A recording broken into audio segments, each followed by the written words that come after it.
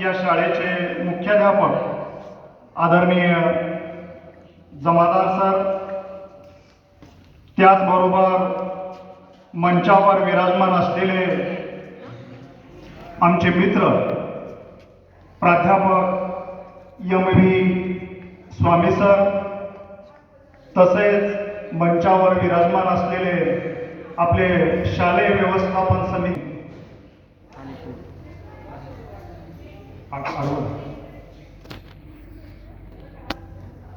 आज आपल्या शाळेमध्ये हा जो सांस्कृतिक तथा स्नेह संमेलनाचा कार्यक्रम आयोजित केला गेलेला आहे। मित्रहो, मला याची जाणीव आहे की तुम्हाला उत्सुकता, तुमच्या कार्यक्रमाची उत्सुकता आहे। मला 15 मिनिट या ठिकाणी बोलण्यासाठी वेळ दिलेला आहे।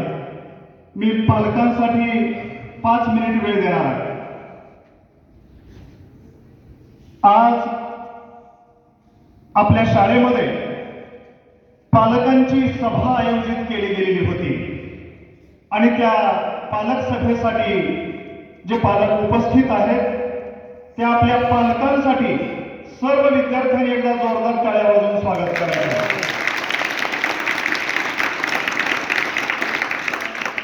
बघा, आम्ही बऱ्याच वेळेला बऱ्याच ठिकाणी पाहतो की एखादी पालक सभा आहे म्हटल्याच्या नंतर पालक वारंवार विचारणा करून, वारंवार त्यांना सांगून सुद्धा, वारंवार निमंत्रित करून सुद्धा ते पालक सभेला उपस्थित राहत नाहीत। परंतु या ठिकाणी बरेच पालक या पालक सभेसाठी उपस्थित आहेत। याचा अर्थ असा आहे की हे सर्व पालक जागरूक पालक आहेत, जे आपल्यासाठी वेळ देऊन थांबलेले पालक आहेत।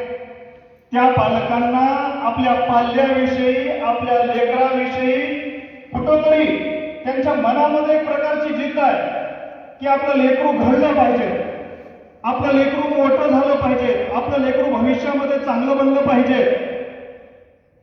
बघा, पालकांसाठी मी सांगू इच्छितो, आपल्या लेकरांसाठी वेळ देण्यासाठी आपल्याकडं हाच महत्वाचा वेळ आहे।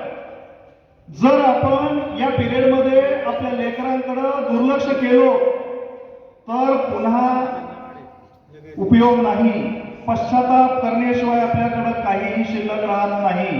त्यामुळं माझी पालकांना विनंती आहे, आपल्या लेकरांकडं तुम्ही बारकाईने लक्ष द्या। ज्या ज्या वेळेस शाळा तुम्हाला बोलावेल त्या वेळेस तुम्ही वेळेवरती उपस्थित राहा। ज्या वेळेस पालक सभेचं आयोजन केलं जाईल त्या पालक सभेसाठी तुम्ही आवर्जून वेळ काढा। बरेच पालक म्हणतात की आम्हाला वेळ नाही, सोयाबीन काढायचा टाइम आहे, ऊस तोडायचा टाइम आहे, पाणी द्यायचं आहे, अनेक कामं सांगतात। अहो, कामं आपल्यासाठी भरपूर आहे, कामं आपल्याला आयुष्यभर करता येतं, परंतु जर का आपले लेकरं आपल्या हाताच्या बाहेर गेले ना, पुन्हा आपल्याला काहीच शिल्लक राहत नाही। आपले लेकरं हे आपल्यासाठी सर्वस्व आहे, आपले लेकरं आपल्यासाठी फार मोठी गुंतवणूक आहे, आपले लेकरं हे भविष्यातलं आपलं भांडवल आहे। त्यामुळं मी पालकांना जाणीवपूर्वक सांगतो की आपल्या लेकरांच्या हालचालीकडं तुम्ही बारकाईने लक्ष द्या। आपलं लेकरू शाळेमध्ये बसतंय का, प्रत्येक तासिका, प्रत्येक पिरियडला बसतंय का, प्रत्येक पिरियड व्यवस्थित करतंय का, शिक्षकांनी शिकवलेलं त्यांना समजतंय का, समजून घेतंय का आपलं लेकरू, या गोष्टीकडं पालकांनी अतिशय बारकाईने लक्ष देण्याची गरज आहे। विद्यार्थी मित्रांनो, आपले आई वडील कितीतरी किलोमीटरवरून, कितीतरी दूरवरून आपल्या गावापासून या ठिकाणी आलेले आहेत। कशासाठी आलेत हो? कशासाठी आलेत? कोणासाठी आलेत? तुमच्यासाठी आलेत। अरे, तुमच्या मायबापांना तुमच्यापेक्षा मोठं या जगात कोणीही नाही। ते तुम्हाला सर्वस्व मानतात, ते तुम्हाला खूप मोठं मानतात, तुमच्यासाठी ते काहीही करायला तयार आहेत, तुमच्यासाठी ते वाटेल तेवढी किंमत मोजायला तयार आहेत, तुमच्यासाठी ते काहीही करायला तयार आहेत। त्यामुळं विद्यार्थी मित्रांना माझी विनंती आहे, आपण मन लावून शिक्षण घ्यायचं आहे। इथं बसलेले बहुतांशी शेतकरी आणि शेतमजुरांची लेकरं आहेत, खरं आहे का? कोणाकोणाचे आई वडील शेती करतात? हात वर करा। जवळपास 90 ते 95% हे शेतकरी आणि शेतमजुरांची लेकरं आहेत। मित्र हो, शेतकऱ्याचं लेकरू म्हणून हात वर करायला लाज वाटता कामा नये, स्वाभिमानानं हात वर केला पाहिजे। मी सुद्धा तुमच्यासारखाच एका सर्वसामान्य शेतकऱ्याचा मुलगा आहे। त्यामुळं आपण गरीब कुटुंबातले लेकरं आहोत, आपण सर्वसामान्य कुटुंबातले लेकरं आहोत, आपण गरिबांची लेकरं आहोत। आपली परिस्थिती गरीब आहे, आपली परिस्थिती गरीब आहे, हा आपला दोष आहे का?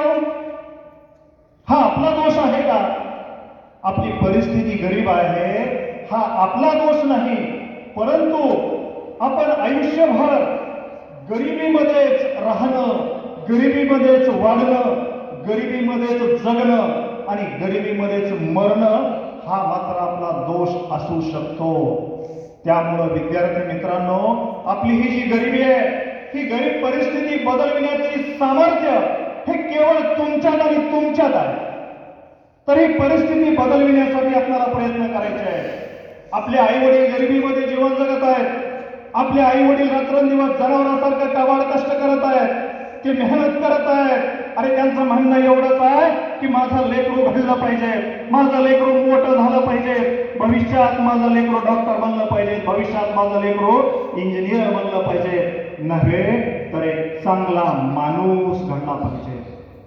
त्यासाठी आपले आई वडील आपल्यासाठी रात्रंदिवस काबाड कष्ट करत आहेत, रात्रंदिवस मेहनत करत आहेत। मी नेहमी सांगत असतो, गरिबांची लेकरं ही रानफुलासारखी असतात। जर का त्या रानफुलांनी ठरवलं तर ही माळ रानावरची रानफुलं शहरामधल्या कमळापेक्षा आणि गुलाबापेक्षा सुद्धा चांगल्या पद्धतीनं उमलू आणि फुलू शकतात। गरज आहे त्यांना वेळेवरती ऊन वारा पाऊस मिळण्याची।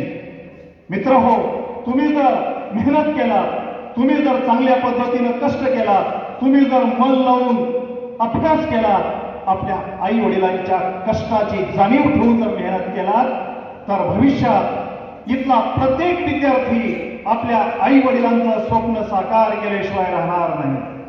म्हणून मी तुम्हाला सांगू इच्छितो की तुम्ही मन लावून अभ्यास करा, तुम्ही प्रचंड मेहनत करा, तुम्ही इतकी मेहनत करा, इतकी मेहनत करा की तुमचा पेपरला फोटो छापून आला पाहिजे, तुमचा पेपरला फोटो छापून आला पाहिजे। समजा तो पेपर तुमची आई तुमच्या हातामध्ये घेतलेली आहे, आईनं आपला पेपर हातामध्ये घेतले आहे, वडिलांनी पेपर हातामध्ये घेतला आहे आणि ते पेपर वाचतायत, ते पेपर पाहतायत। अरे माझं पोरग तोंडारपाटीच्या शासकीय निवासी शाळेतून 10वीतून पहिला आलंय, माझं पोरग 8वीच्या स्कॉलरशिप परीक्षेमध्ये होल्डर झालंय, माझं पोरग 9वीच्या परीक्षेमध्ये पास झालंय आणि माझ्या पोराचा पेपरला फोटो छापून आलाय।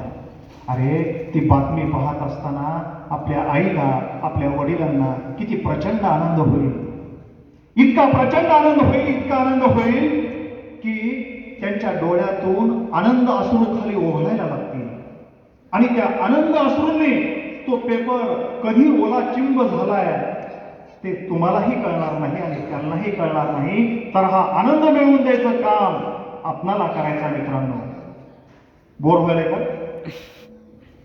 खूपच गंभीर झाल्यासारखं वाटतंय। कार्यक्रम आहे, सांस्कृतिक कार्यक्रम आहे आणि मुंडे सरांनी काय लावून बसले। थोडस मी ट्रॅक चेंज करतो। तुम्हाला चारोळे आवडतात का ऐकायला? आवडतात? एक 2-4 चारोळे घेतो मी आपल्या समोर। तुम्हाला चारोळे ऐकण्याची आवड आहे, खरं का सर? चेंज करा तुम्हाला